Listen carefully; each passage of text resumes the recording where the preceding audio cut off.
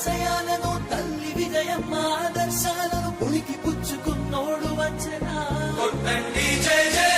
పేద గొప్ప భేదాలు ఎరుగడు కులం మతం అని గుళ్ళు చూపడు పేదోడంటే ప్రాణమిస్తడు